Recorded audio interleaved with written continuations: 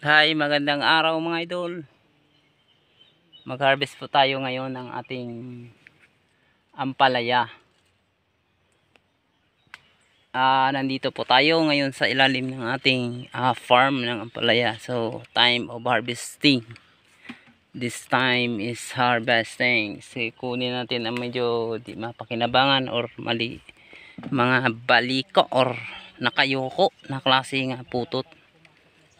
Okay. Tanim ng ampalaya. Kapag ito pa ay dumadami mga idol, sigurado kailangan po sa ating okay. Patuloy natin ang ating pag-harvest mga idol. Yan o. Yan o. Yun o.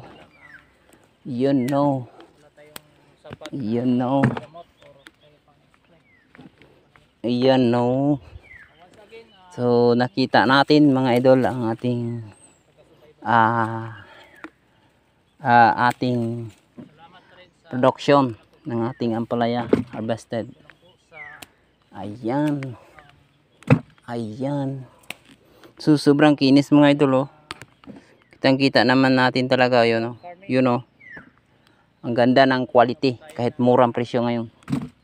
So alam nyo ba po mga idol kung magkano kilo dito sa farm gate namin dito sa aming sakahan or farm.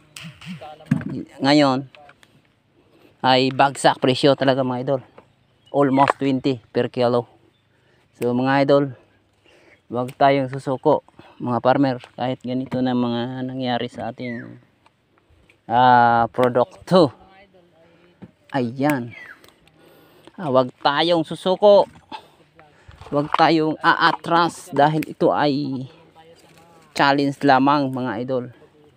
Kahit na dyan, mga lahat ng mga farmer dyan, kahit sabihin nyo pa mga big farmer dyan, sila ay talagang naka-enkwentro ng ganitong mga klaseng presyo ng ating gulay ngayon.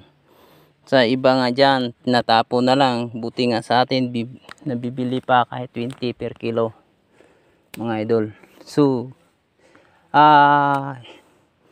kahit ganyan mga presyo natin mga idol, pero mapilitan tayo nga alagaan or isprihan ng mga magandang mga quality ng mga pang chemical nga pang spray dahil kahit mura pero quality naman ang ating produkto ngayon mga idol. So makita natin sobrang kinis ng mga kutis ng palayaw. Tingnan natin mga idol. Kaya ang farmer ay hindi biro ang mga trabaho na to. Kahit tayo ay tataob or gagana or talagang kikita ay kahit hindi tayo kikita okay lang yan. Kailangan tayo ay lalaban talaga mga idol kasi baka balang araw ay mayroon tayong swerte or tatama tayo sa magandang presyo ulit, di ba? Ganyan talaga mga idol ang buhay ng ating farmer. O kailangan tayo mag-survive sa ganitong mga klaseng mga presyo or challenge. Sama na rin sa ating mga pagsubok sa buhay mga idol. So kahit mura ang presyo pero talagang mapilitan tayo na paayusin or pagandahin pa rin natin ang quality ng ating produkto kasi nakasanayan rin natin yun mga idol. Nga ganyan talaga produkto ay palabas or quality para makita ng market natin nga kahit mura pero nagpo-produce pa rin tayo ng magandang quality ng ating produkto. So punong-puno na po. Ito nakita natin na isang baldehang punong-puno mga idol. Ihatid natin sa tambakan natin. Ay wow, nakalimutan na isa, sobrang laki pa. So kunin natin to kaya ay baka hinog na to sa susunod na harvest. So laki mga idol oh. Ayun oh, ang laki oh. Ayun. So isang balde, punong-puno pa. Ihatid na natin sa tambakan.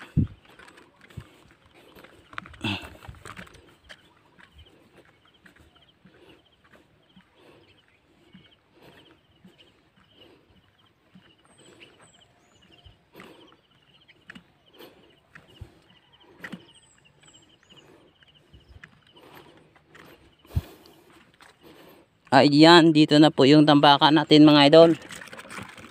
'Di ba? Ito po yung tambakan natin, dito natin tambak lahat. Para pag saking natin ay madali na lang. Ayun oh, sa ganon. Puno talaga oh. Punong-puno talaga to. Ayan, punong-puno talaga oh. Ayan. Radius total watch is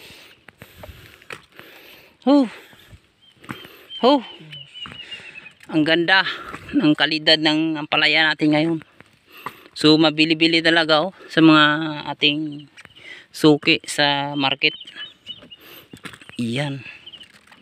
Yan, di ba mga idol?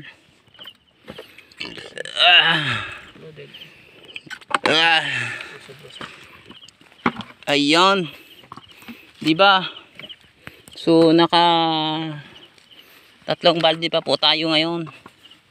So hindi pa nga nakadangko to or tapos ng isang luwang mga idol or mga idas. Isang ano pa to? Isang dala pa to. Pero hindi pa nakatapos ng isang dala natin mga idol. So ipagpatuloy po natin. To shout out dyan sa mga farmer ng ating ampalaya farm. Hello, good morning. Harvested po namin ngayon mga idol. Makita nyo po ang sobrang kinis ng ampalaya, pero ano ba yan? Yan. Ang dami ng tambak mga idol ng ating ampalaya. Mahigit po ito ng 300 kilos. Sobra pa mga idol. Oh, tingnan nyo po. Kailangan kawawang kawawa mga farmer ngayon. Kasi bagsak talaga ang presyo. Kailangan babagsak ang presyo ngayon. Tingnan nyo po mga idol. So mag-impake na po tayo sa sako. Or sasakuhin na natin yung ampalaya na yan. Ayun oh. Ayun oh.